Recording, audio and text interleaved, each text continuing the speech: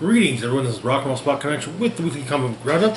And we've already done this week's X-Men books as well as the miscellaneous Marvel books, so let's move on to this week's Avengers titles and DC titles. Kicking things off with Captain America number 23.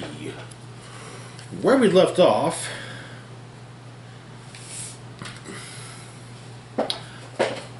in Adamsville, Ohio, Cap, Bucky, and Falcon were getting their asses handed to them by Selene.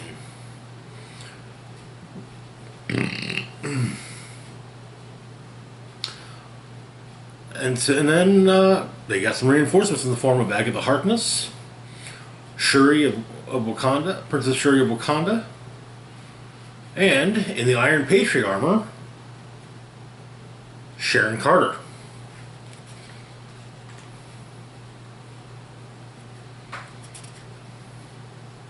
So we begin. The issue is narrated by Sharon,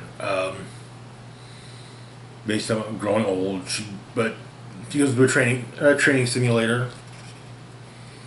Kind of goes back and forth between that and the fight between Steve, Sam, and Bucky's fight with Selene. During the fight, Agatha Harkness does what she can to get everyone to safety. So pretty much just making it Cap, Sharon, and Selene. And so the fact that Selene is basically wearing a modified version of an Iron Man suit. Well, she uses it to her advantage to basically do what she can to take Selene down.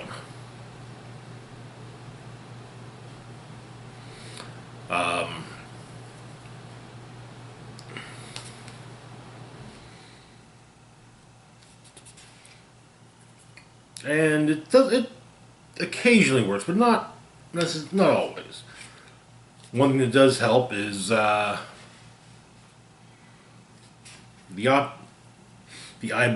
eye-based lasers built into the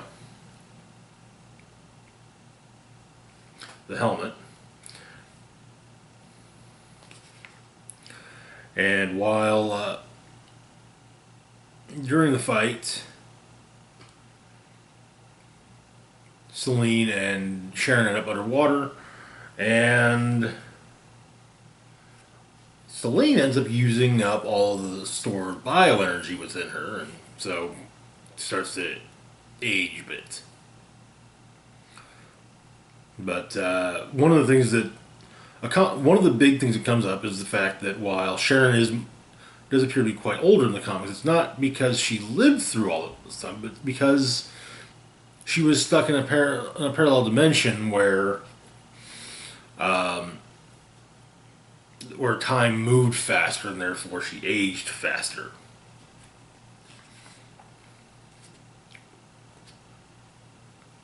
Meanwhile, another effect of Selene using up her bioenergy is that some of her minions revert to their human form. So Sharon brings Selene to Cap and Shuri, and it's decided that yes, there's a council on Krakoa that would very much like to have a word with you. So we'll basically just kind of say that this is still early in Hoxpox.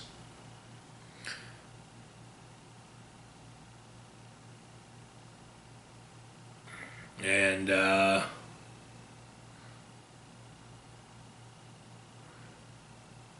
Shuri uses the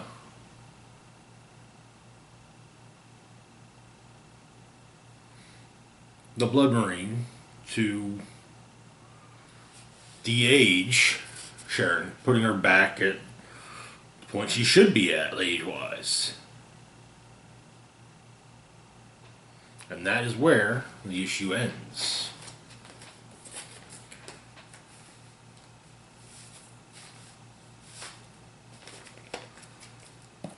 Which brings us to Iron Man #1.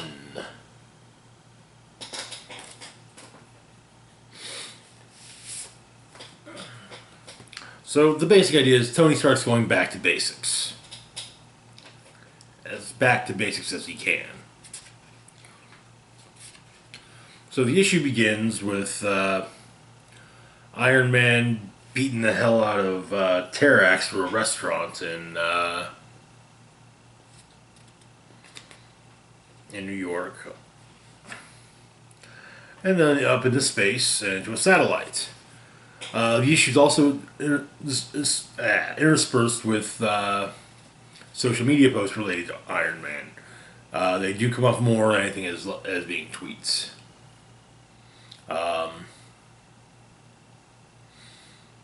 Like, for example, we get FYI, Terrax's exit of the solar system is no longer a threat. You got one guy responding saying, "Cool, man, you destroyed ComTV's satellite." Another one, "My internet's still out because of this nonsense. No TV for 6 days, thanks.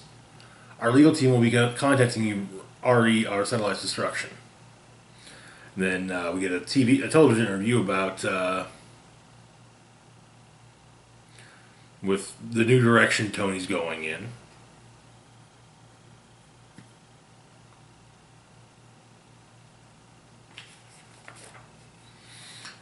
And explaining that he's packing up the house in Malibu. Everything up, armor, everything. Chucks his phone out the outside of a car as he drives off.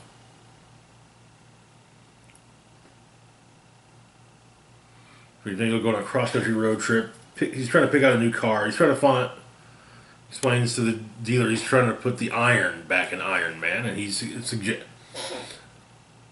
'78 Dodge Aspen stock is what's suggested. Dealer tell him, you want to soup it up, bore out the cylinders, put in a cat back. Go ahead, do it yourself. I'm sure you know how. But the guy does add, give him some advice, that he's not going to fix his life with a car. Then we get a read it thread. Stark bought a historic brownstone on the Lower East Side. $100 says he gets it. He's about as New York as Malibu Barbie. Bump. Well, he does a brownstone early on with just a mattress on the floor and a folding chair. Wasp comes by to see him and to tell him that she's moved on and she thinks it's what's best. And Tony agrees. And they part amicably. Later on, Tony goes to do some drag racing on Amsterdam Avenue. Loses the race and, well, it's $5,000.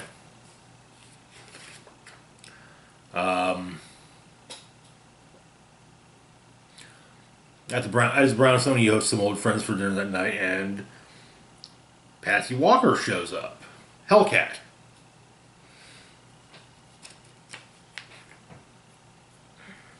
So they talk. And she asks what's going on with him. Kind of going to the fact that she remembers, remember that he was just a guy with a neat metal suit.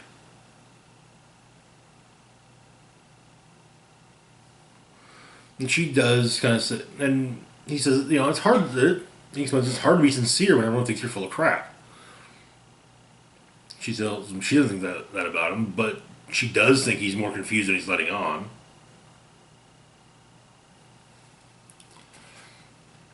And as you show her something, a man shows up named Fuller Tealhard. He's got a potential plan with energy. Lightning bottling. Or lightning capture. And Tony, who we finally realize is walking around his party in bunny slippers, goes in the garage and shows Hellcat the The old yellow and gold, old red and gold suit. He puts it on and asks if Patsy's got her costume. She never leaves home with it. And also explains that there's an EMP that's about to hit the building in less than half an hour. And so, Iron Man and Hellcat go on patrol. And around the time that the EMP goes off, they're on top of a skyscraper, and Tony does admit to Hellcat that, yeah, he is confused. Saying it's easy at first. Someone builds a suit, decides to help people, and then the person's got a company, a mission, a vision, a brand, and soon a reputation. Crowds a picture, and soon it's hard for the person to see the person.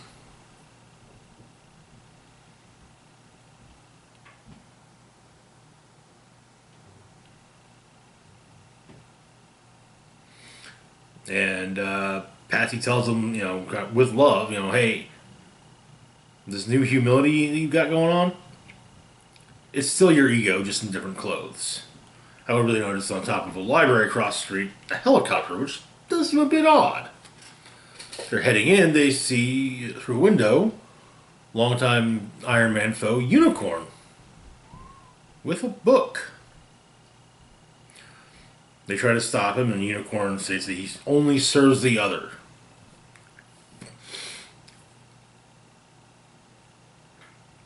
Firing off his horn beam thingy at the both of them.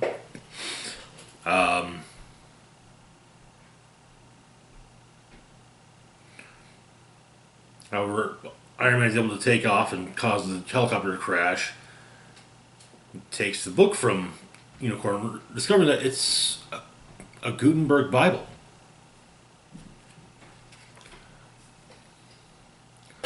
Unicorn tells him that the other will seek vengeance upon Iron Man, though he's probably quieted down by Hellcat kicking him in the face. And then a blast of energy hits Iron Man, destroying the Bible.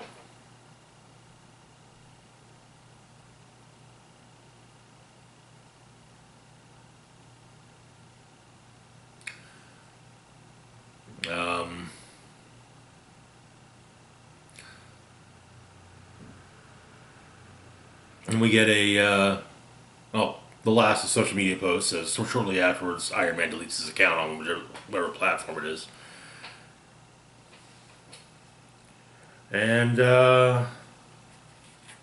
what was that? The issue ends with a lingering look at Fuller Tealhard, potentially watching from out a window as as Iron Man and Hellcat fought off Unicorn. Though at one point there appears to be more in the last panel. This appears to be more to Fuller than meets the eye. And that is where the issue ends.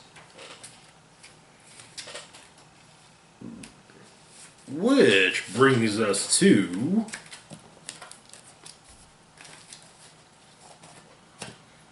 Thor, number 7. Where we left off, Thor had killed the Devourer of Worlds and incorporated the remains of Galactus' armor into the architecture of the Bifrost. But he'd had a vision of Thanos with Mjolnir that had the Infinity Gems stuck in it, leading an army of zombified heroes and villains. He also during his travels, he managed to at least slightly estrange more than a few friends. So, go Tony. Anyway, so this begins. Mechanic's working on a truck. Something off in the distance from his shop, there's a massive explosion. And we discover that the explosion was Mjolnir hitting the ground. in Broxton, Oklahoma.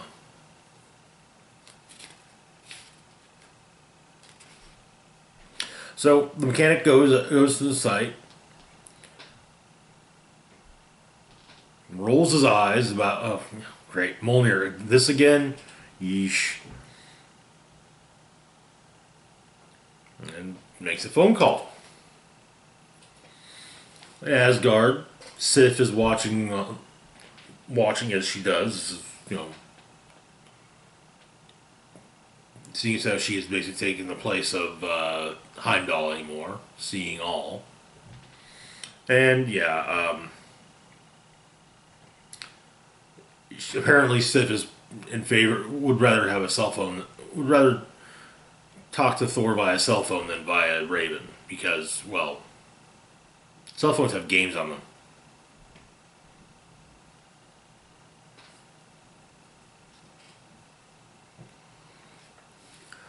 Meanwhile, Thor has decided to meet with Beta Ray Bill.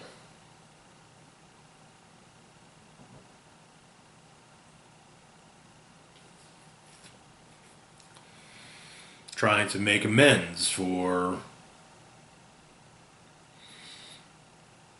their fight during Thor's time as Herald of Galactus. And eventually,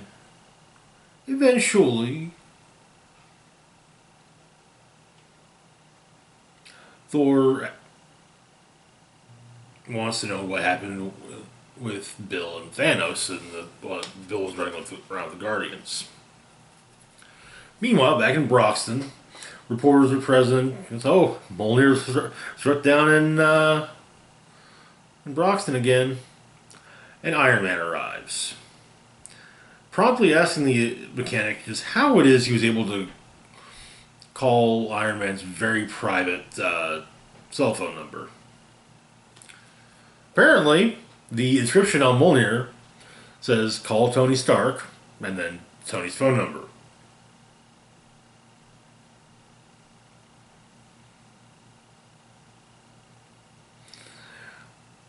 Getting back at Tony for writing on Mjolnir once upon a time. But back with Thor and Bill. Bill wants to know what's going on. And they go for a walk to the armory, and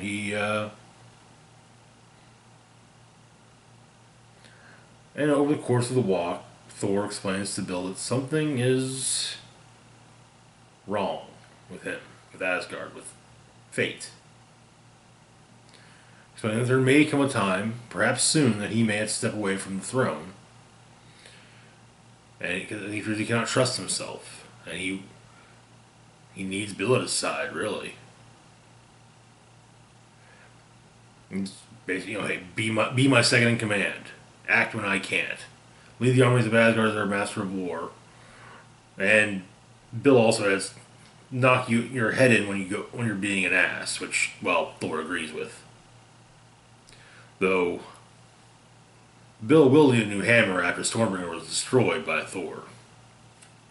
And so they go into the armory.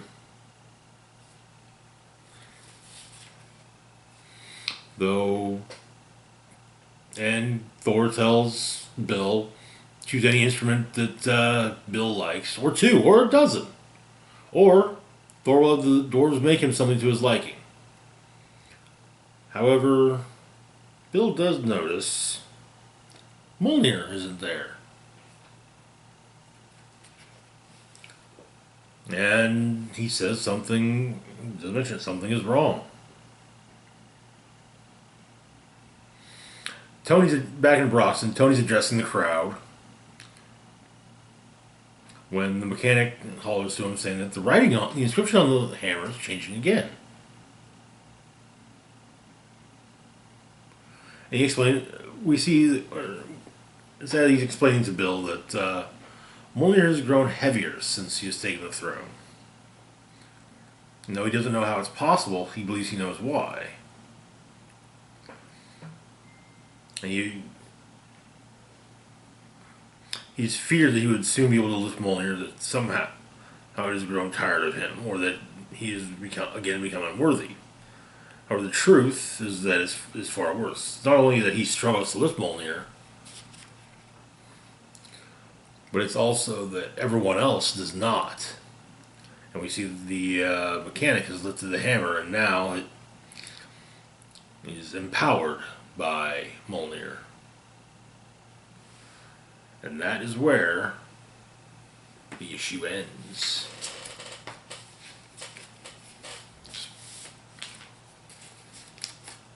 Which then brings us to Batman's Grave, number 10. Where we left off, Scorn had been putting Batman through the damn ringer. So Batman's returned to the Batcave. Alfred is, and Batman's beginning to explain what he's doing. With Alfred observing that being uncovered has led Scorn to accelerate his plans, throwing caution to the winds and just getting in as quickly as possible. Batman remarks that doing so is making him sloppy, which is good for Batman. However, Alfred counters by saying it's making Scorn move faster and make wider, more violent moves, just as Batman might if he were in pain. Also adding that it's clear Batman is. So he goes upstairs to clean up, and we get some flashbacks to various injuries just from this series. So basically just the injuries Batman has sustained in the last few days. And apparently it's he does take a brief tumble in the shower.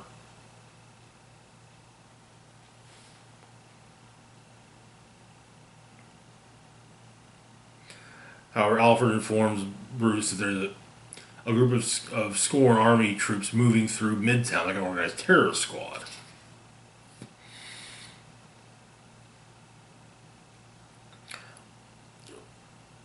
Picking up a little while later, after Bruce has once again put the Batsuit on and gotten back in the Batmobile, tank, whatever. He explains it's not terrorism, it's just organization. They're locking down the district. Scorn has a plan. So he shows up in that district, and they fire on him.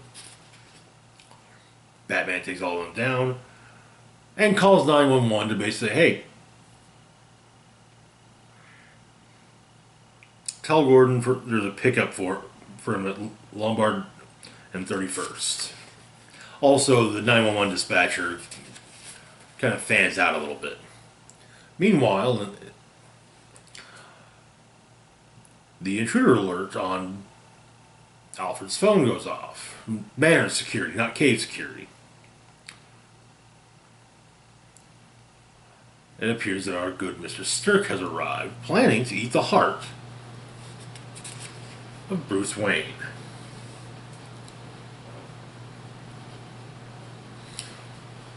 And Alfred explains that, he's afraid that Master Bruce has got concerned with dolly birds and such like. And if Mr. Stirk would like to leave the way he burrowed in, Alfred will let him know that he was here, or just simply forget he ever met you, whichever he prefers. However, Stirk is hungry. So Alfred volunteers to make him some sandwiches. Stirk makes a move to go after Alfred, and Alfred promptly shoots him in the head. And the chest. Yeah, he shoots him a few times, actually.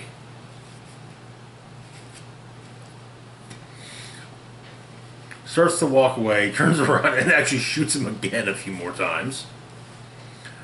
And then he calls Bruce and lets him know that, Stirk's here. Bruce does not like the fact that Alfred's got a gun, though it is explained that the bullets used were frangible plastic bullets, so Stirk should still be alive.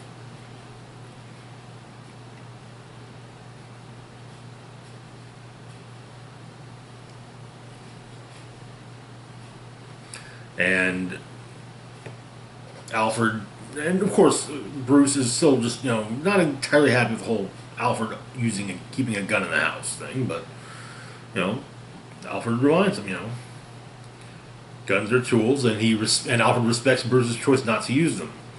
But guns did not kill Martha and Thomas Wayne, a man like the unconscious Mr. Stirk did.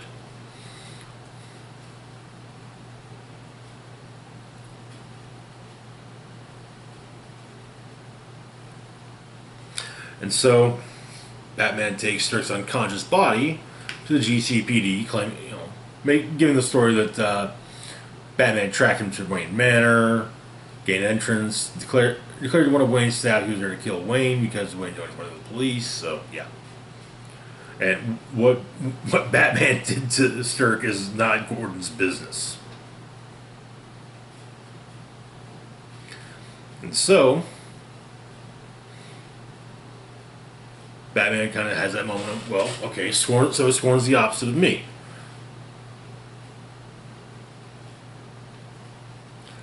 But how to hurt him. Do one of the worst things that could be. So he's going to do one of the worst things that could be done to himself. He's going to make Scorn question his entire life. And so a press conference is held, and a new investigation has been opened into the death of Gail Anthony, the wife of Lee Anthony, popular known as the Good Thing Killer, Scorn's father. Explaining that forensic science of the time was unable to identify the bullet that killed her, but new technologies are being brought to bear.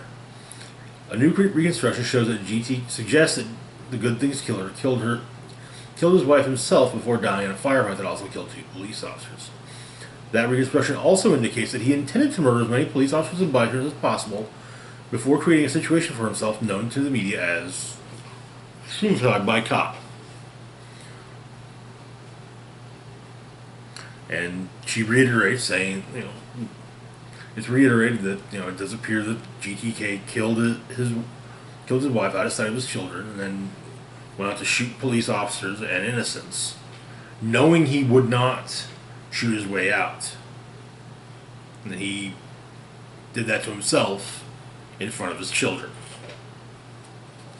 And that is where the issue ends. We've actually only got 2 more issues left on Batman's Grave. I'm kind of surprised how quickly this is going by. Which now brings us to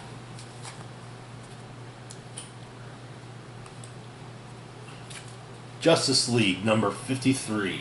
As you can tell, a death metal tie-in.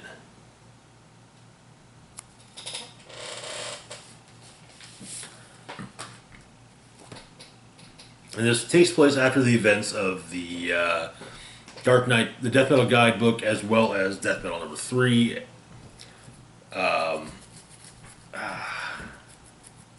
And possibly also, at least I would say to a degree, during the later events of Trinity Crisis. So we begin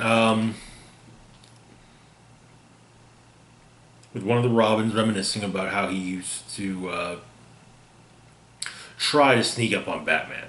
But sneaking up on Batman is impossible. And this particular Robin says after failing many times, he learned to watch and wait. And he studied Batman and how he used the shadows. One day he would use the shadows too. His patience had paid off, and he would finally surprise. Time came when Robin's patience finally paid off, but it turns out he was actually going to meet with the Justice League. And this was the first time Robin had seen them all together in person.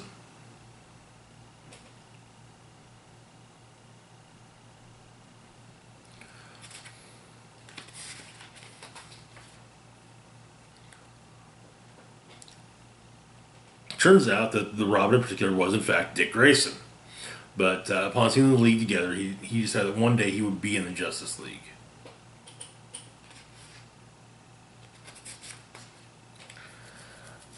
Anyway, so Nightwing is riding a mechanical horse through remains of, I think it's DC. He comes upon Detective Chimp fighting off some of the Grundys in Slaughter Swamp. Okay, so if you're in Slaughter Swamp, then it's not it's Gotham, not um,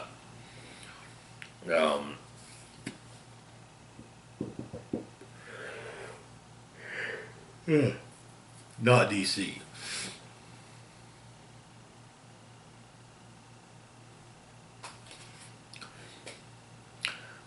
Then Hawkgirl joins the group, and so Hawkgirl, Nightwing, and Detective Chimp go out take on the Darkest Knight's minions.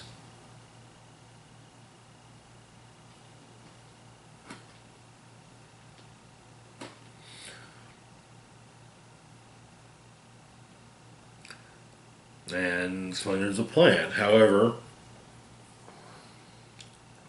and they do explain the plan that they're on a mission to find Perpetua's throne. They free the Legion of Doom from it, will drain her power.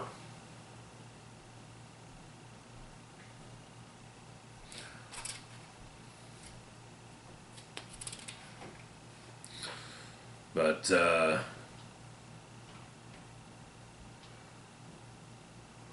we find out that this is actually after Nightwing had finally gotten his memories back after his recent head wound. But they go to the Hall of Justice. We hear about a speech apparently that Wonder Woman gave on New Apocalypse. Basically, this is the new this is the new normal.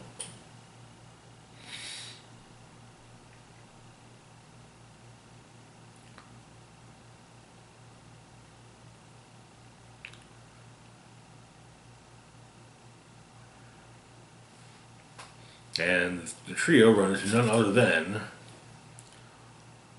Lex Luthor, which of course pisses off Hawkgirl to no end. Who goes after Lex and there's hey, let's hear him out at least. And he actually is taking a degree of responsibility for what's happened. It was his own obsession with the totality that started the world down the path. In his quest for power, he changed himself, merged with Martian Manhunter, and became Apex Lex, all for Perpetua. Even after she imprisoned the Legion of Doom on her throne, he stood by her side, longing for the future that he was promised. But Perpetua rejected him and chose the Batman who laughs. After he survived being cast down, he witnessed their world transform. In his studies of the world remade in the Batman Who Laughs image, he learned that Perpetua's throne was still powered by Sinestro, Chica, and Grodd. And it was hidden on Earth but moved frequently to avoid attack, and currently it's in Brimstone Bay. And Lex wants to undo the damage he has done, which means freeing the Legion of Doom.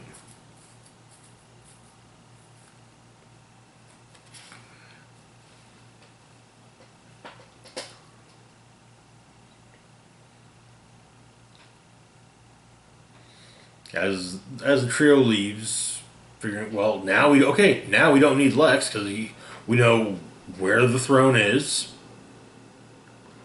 and we don't trust Lex. And he kind of says, another hero went to Perpetua's throne before you, Martian Manhunter. It's explained that. Being so the Omega Titans were Perpetua's guards within the Source Wall. However, Perpetua resurrected her former jailers, well, the remains of them, from the Dark Multiverse and created her own Frankenstein's monster, the Omega Knight.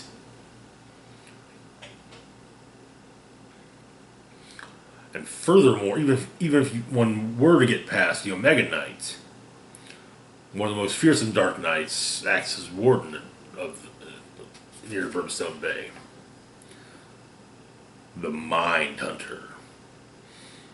The Mind Hunter clearly being a combination of Batman and Martian Manhunter, Not sure how much of Martian Manhunter's ability we've got, or if it's just telepathy, or if we've also got shapeshifting and density control, so on and so forth.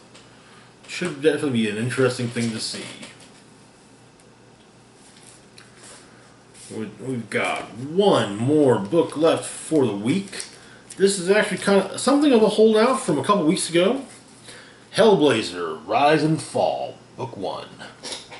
So I say something of a holdover, as this did come out a couple weeks ago, and sadly, the shop that I frequent didn't have enough copies, and so it put it on reorder, and the reorders came in this week. So the issue begins with the birth of John Constantine.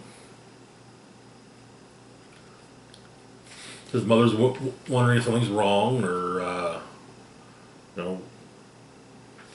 why can't she hear John? But she's told that baby John's perfect, and so John's father cuts the umbilical cord.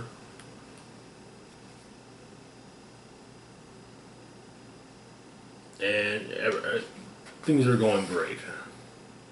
And he is, of course, named John Constantine. And the doctor comes in.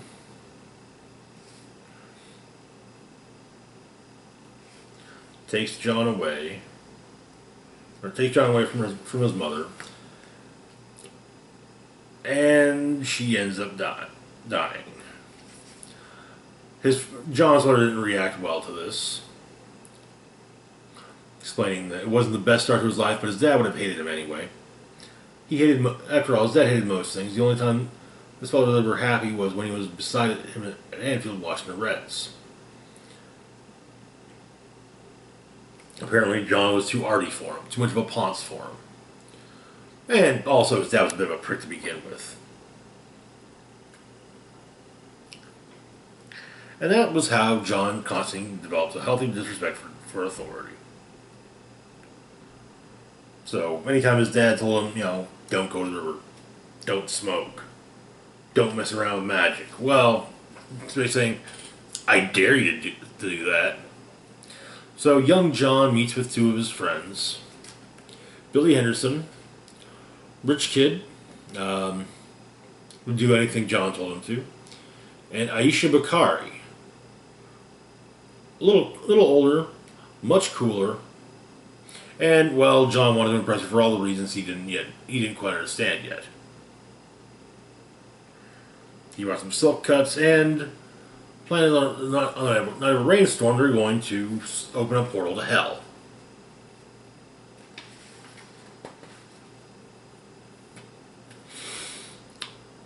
However,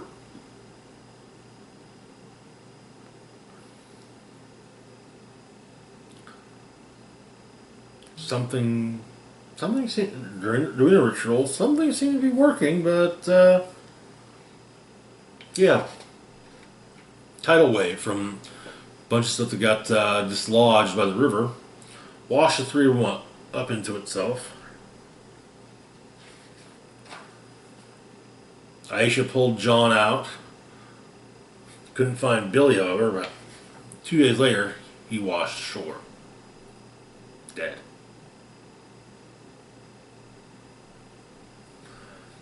And, of course, John was forbidden to see Aisha again. Though they still, were friends. Cut to now. Aisha's a cop, and her and her partner are going out for drinks. He wants to go out on one beer, but she, however, she wants to get properly, irresponsibly drunk. And as they're heading towards a bar, they hear a scream and look up, and find impaled on the steeple of a church a naked man with wings.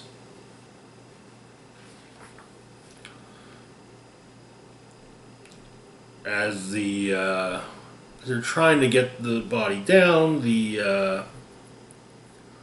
weather vane that he's impaled upon snaps off the roof, and our winged man lands head first on the pavement. Yeah, his head didn't last all that long. So the coroner's talking with Aisha and Gary, her partner. It's gonna be hard to identify him because hey, naked people don't usually carry wallets. She's made it. Coroner made a couple of discoveries though. The wings weren't attached to the muscle or bones of the body, more like they were sewn onto the victim's back. But the coroner can't figure out what they're made of. There are more tests she can run, but so far the material it used isn't anything she can identify. As the three of them walk into the morgue, someone's trying to make off with the wings. Aisha fires at the thief and hits him in the shoulder and runs after him, but all they find are a cloud of feathers. And John Constantine coming out of the shadows.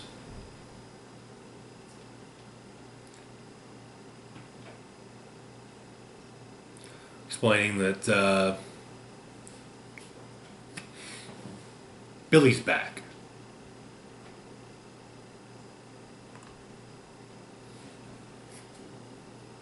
So John just opts to take the two of them for to drink. Meaning they drink, he drinks with them, they pay for it.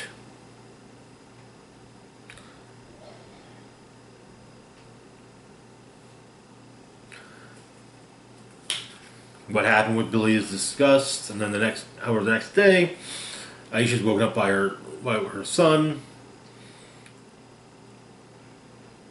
There's a smelly dying man on the couch.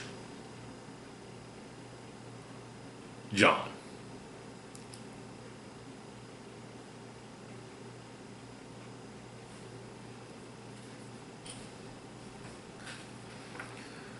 But about an hour later, John's leaving, and Aisha's husband and kids both love him. He does tell her that she does tell him that he can't borrow her husband. And she gets a text. Apparently, there's another body on her roof. Chaz shows up with the cab. Gary's still in the back seat, passed out. He talks in his sleep.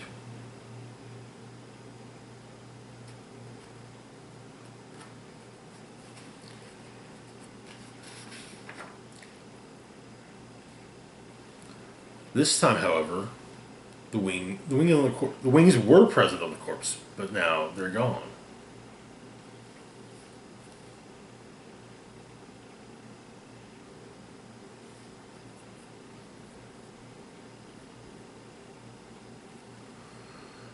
The victim being the former prime minister.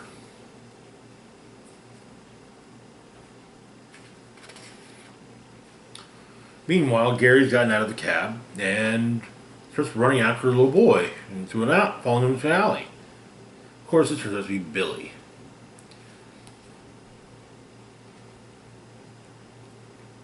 Who turns out knows a few things about Gary, about how he accidentally shot a girl in a crowd back in '97. Apparently, that little girl misses her parents so much, still cries for that night. Of course, it's always night for her now.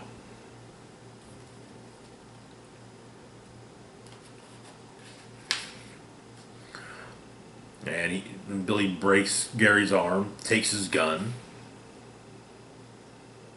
and shoots him in the face with it, making, I think, a pentagram on the ground in Gary's blood. Later, as John has left the scene of the murder, he heads home and something's off. Something's there. All of his wards are broken, every protection triggered. And there's the smell of sulfur. And he goes in and says describes being just like being pulled into the Alt River all those years ago. Tumbling over and over, no up, no down, no air. As he's at the whims of the Lightbringer, Lucifer, in his apartment eating Constantine's leftover curry and demanding his wings back. And that is where the issue ends. Getting us. And that is it for this week's comic book roundup. As always, feel free to like, share, and subscribe. Links to my Facebook, Twitter, Patreon, and PayPal can be found in the description box down below. This is Rock and Roll Spock signing off, saying, live long and rock hard.